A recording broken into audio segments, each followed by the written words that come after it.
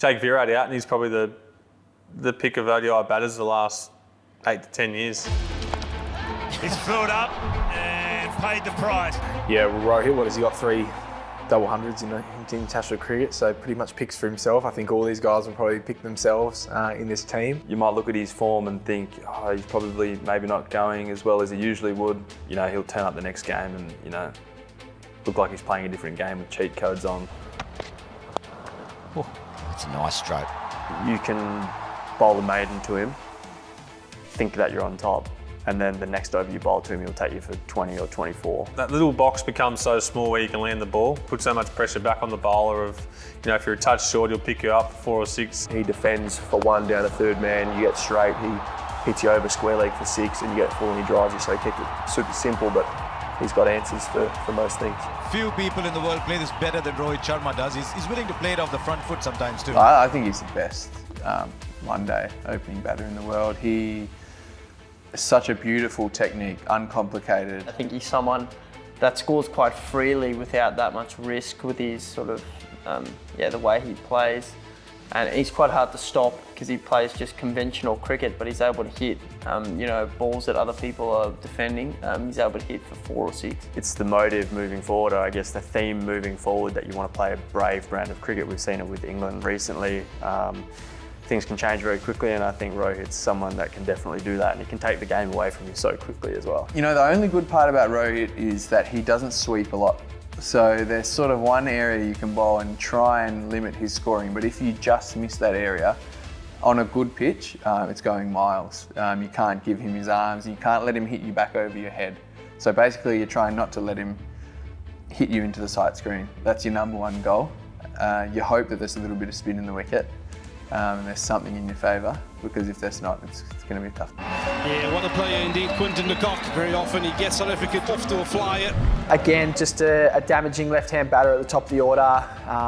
Very fearless player. Bowled a lot to Quinny over the years. We're pretty much the same age, I think. Got him a few times, he's got me a few times, so the legend's pretty even. I just think if you're picking a partner to go with Rohit Sharma, a left-hander that hits the ball over backward square, he calls himself a nicker and nudger, but he's definitely more than that. He probably comes at you a bit more once he's sort of faced that 15 to 20 balls. He can come at you and really put you under the pump, put some pressure on and score really quickly. The shot that everyone notices is that pick-up shot sort of off the top of the stumps that sort of disappears over square leg for 6. He's pretty intimidating sometimes. Oh, he's so good. He's so good there, Virat Kohli. Obviously, yeah, probably the best one-day player to ever play the game, so he's a lock at number 3. I mean, I'm not even sure if I should answer the Virat Kohli one. He's obviously having great confidence in his skill set, but understanding the game and knowing and understand what bowlers, who can you get, where you can get them, and when you've got every shot in the book, it makes that a lot easier. Kohli doesn't band you! If you don't mind, give that one away! He moves beautifully from ball 1, where some guys maybe take a few balls to get into their innings. I mean, just his ability in white ball cricket to have precision, touch, but power has been his biggest asset. There's normally 2 fielders in one-day cricket that you'll see a lot. You'll see a mid-wicket and the cover. They protect the inside ring. And there's guys in the deep protecting them. Virat Kohli is one of the best I've seen at missing mid-wicket and cover by a metre. That gives them a 4 or a 2 option just about every time. He's someone who thrives on the big games, and I think in a World 11 team, in a World Cup, he's gonna be your best number 3 there. Wins games off his own bat all the time, particularly when he's chasing under pressure. You know, he's the ultimate player in one-day cricket. His tempo, his ability to go up and down the gears, fast or spin. He's massive, very intimidating to play against. A bit like what MS Dhoni was, the way he can time his run chases. No one's been able to do it as well as he has. A lot of the times you're weighing up the risk versus reward and making sure that the run rate required sort of staying controllable and at that sort of reachable mark where you're never sort of falling too far behind. You control the tempo of the match, and he probably does that better than anyone. He is the master of the chase, but it won't mean anything to him unless he sees his side over the line. It feels like he's bigger than cricket at times, you know, and in India he is. Babra's arm on 50, away over the leg side, clears the rope, much needed for the visitors. #1 ODI cricketer in the world for a reason. I think that's pretty much enough said. He's probably a little bit younger than the other guys. He's sort of following in the footsteps pretty quickly behind Virat. You know, he's a few runs behind, but his numbers are unbelievable. Very similar.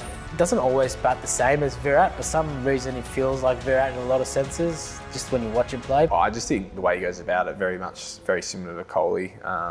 Very hard to keep him contained to dots. He rotates the strike extremely well. Sort of look up and he's at a run a ball. And you know, he's got a bit of a lower bat. He sort of stands up on top of the ball a little bit more. And he hits quite straight, and where, you know, Kohli and Steve can tend to, you know, hit a bit squarer, where I think he's quite, you know, he forces the ball down the ground really well. It's probably his weakness early. We used to bowl quite wide to him, and he'd probably more in Test cricket nick to the slips a few times, but I think in one-day cricket in particular now, that's any width is just put away with authority, so it's a real strength. He's got the innate ability, I've seen it, where people bowl a nice channel ball and he sort of gets on top of it and smacks you through anywhere from mid-off, through cover, through point. And a lot of people are trying to get ones off that ball. He's just got these fast hands that smacks it, and he finds gaps between point and extra cover for 4. Beautiful player of the ball, excellent player of spin. He's got all the attributes too. So, yeah, it was a toss-up, I think. Does he normally bat, what does he normally bat for Pakistan? 3? Yeah. 3 or 4. I couldn't put it at 3 because of Kohli, so I slid him down to 4. He's so versatile. He plays a high-tempo game naturally. And having played against Bubba on wickets that don't bounce, you know, when you're going to India for a World Cup, there may not be too much bounce towards the back end. He's just, you almost feel like you don't know how you're going to get him out.